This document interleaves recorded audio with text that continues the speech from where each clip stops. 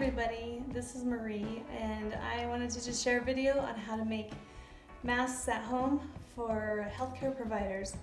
You can do this a simpler way, which I'll explain both ways, to make for yourself, to just wear out if you have to go to the grocery store or anything, but this is the highest level that you can make at home to make for healthcare providers. I did not come up with this myself. It was a combination of ideas from videos and friends, mostly my friend Ree, who asked me to help her make masks for her grandmother's senior living home. So we've been doing this. I've done several of these already, but I'm going to show you step by step how to do it. It's pretty simple if you have sewing experience, but even if you don't, you can learn how to sew. It's really not too difficult. But I'm going to show you here. So what I have first is my piece of strip that is 14 by 8, and you're going to fold it inside out, line it up, and come in here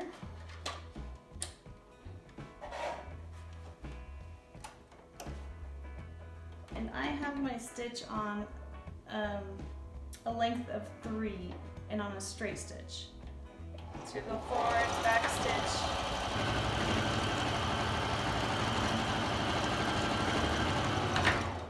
that back stitch on each end just helps to make sure that it stays secure.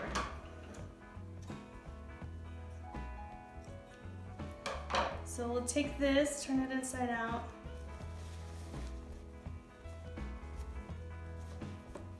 I like to put the seam on the inside. So there's my seam, and I've just folded it in half. So I'm going to come over here.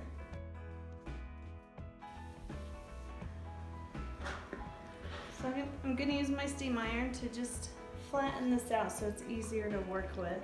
Just a quick pass on each side. And while I'm doing that, I'm also going to take my smaller strips, and this is a 2 by 6, and I'm going to fold that in half, and I'll also just quickly steam that just to get a good crease. It's easier to work with if you've got a good crease.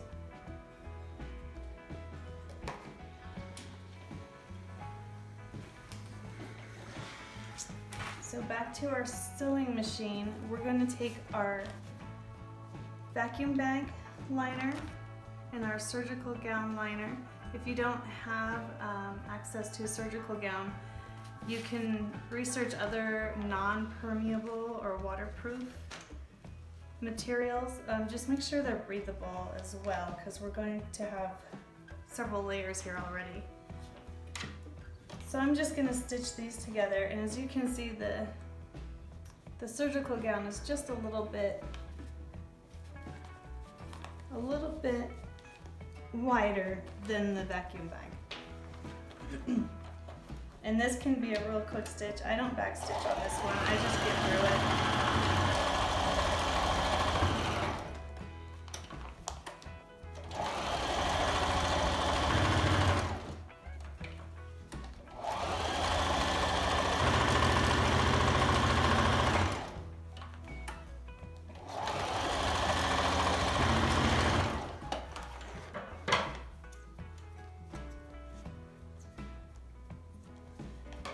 So this will be on the inside, no one's going to see it anyway, just as long as we've got a good size there. What we'll do next is, this is the seam right here, so that's the inside of my mask. I want the blue side, or the waterproof side, to go out.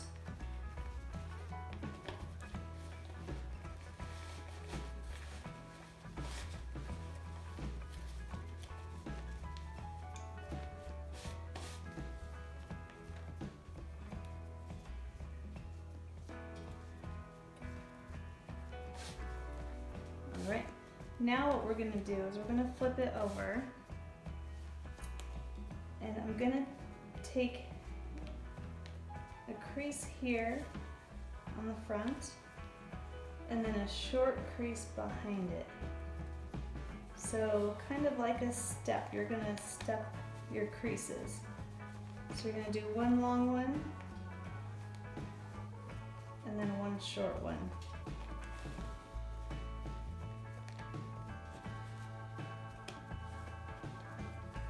And that just gives it a pleated layer. So now we should be down. So we should be about 4 inches on that. And that's what gives us enough space for these strips. I'll show you in a bit. I'm gonna steam this again. It'll be easier to work with. Quick pass on the front. Quick pass on the back. Now what I'm gonna do is take one of these strips.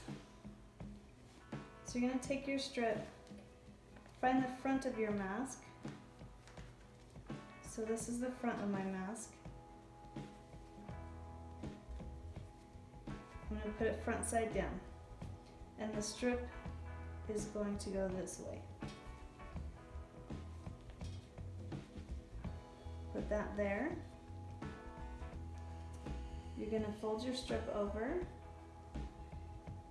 and tuck in an elastic. I'm being super picky with this. Just put that elastic wherever you want. It can stick out. These don't need to be fashionable.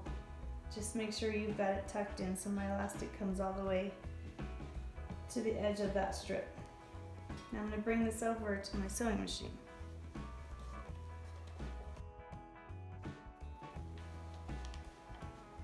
This is the important part because they're going to be pulling on the elastics as they wear them. So you're going to do a back stitch. I'm going to put it on 1. My stitch length is 1. That makes the thread closer together and stronger. So I'm going to do a back stitch. I'm going to go over that elastic, and then I'm going to back stitch the elastic and pass over it again. So I'm going to have 3 layers of thread over that elastic to make sure it stays in.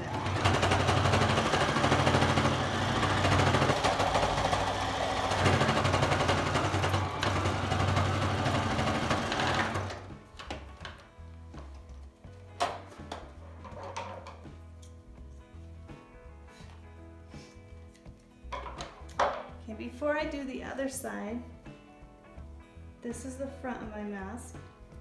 This is where the end pieces are on the back. On the top of your mask, and to determine the top, your pleats must angle down. That makes it so that droplets and bacteria don't gather through gravity over the top of it. It slopes down this way. So this is the top of your mask. I took my piece of foil, and that's just doesn't matter what length it is or anything, it's just a piece of foil rolled up, folded up, and it's gonna go in the top here, and then I'm just gonna put a stitch through that. And I'll have this stitch on 3 as well.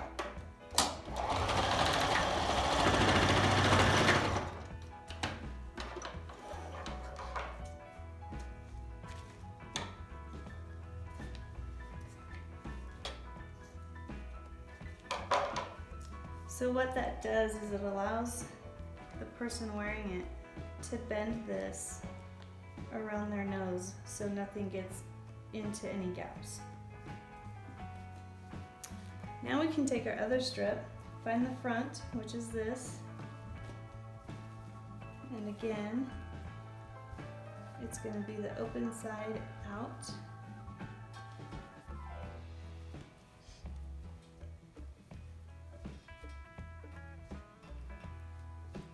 Tuck in your elastic, and you want the elastic to be pretty close to the ends.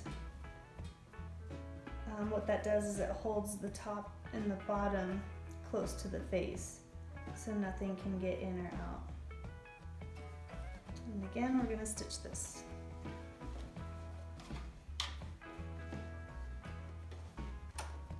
I'm going to go back to my 1 length setting.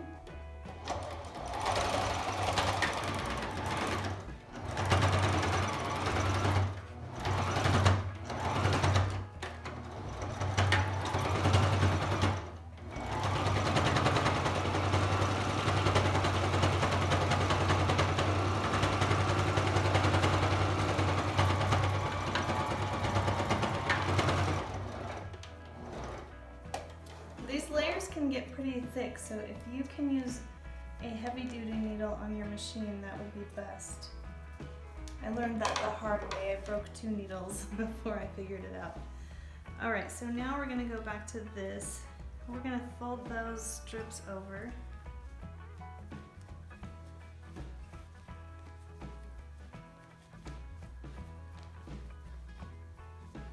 And then to just not have such a thick layer, I'm going to cut these off at an angle. It'll make it easier to sew.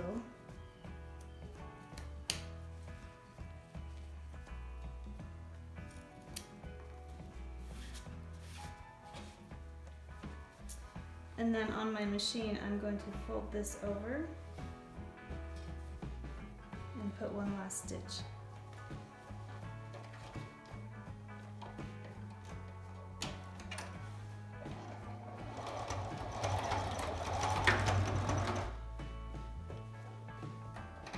And I'm going to put this on a tube.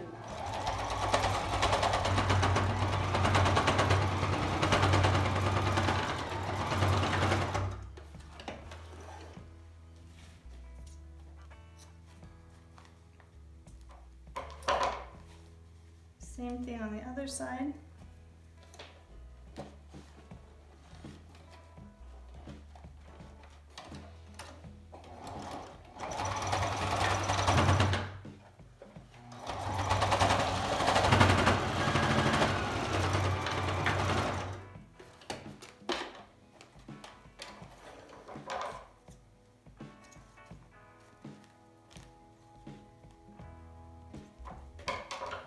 And there you have it. So here's our top, here's our front,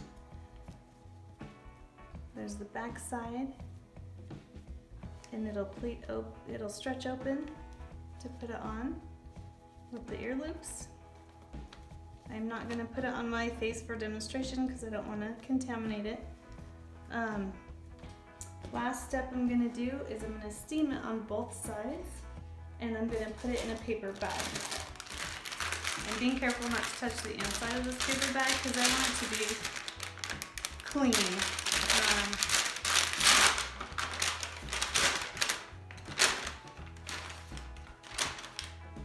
So quick steam. And this just helps to just kill any germs that might be on it.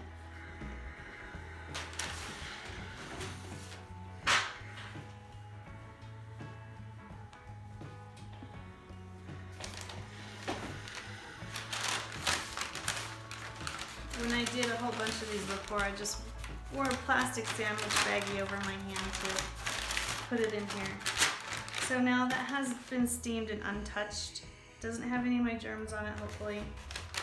So what I did next is I labeled it here that it's been steamed, packed, untouched, and I'm going to put it outside so that it's not in the airborne germs in my house.